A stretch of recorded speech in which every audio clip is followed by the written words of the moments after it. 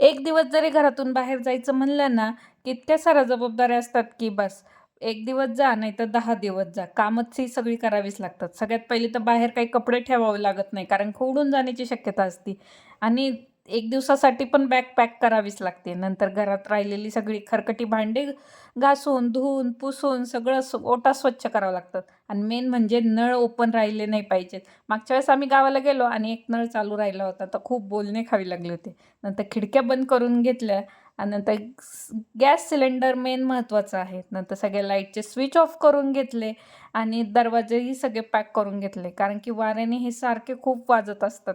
नंतर सगळ्यात मेन काम म्हणजे घरात ठेवलेला कचरा घेऊन जाणे.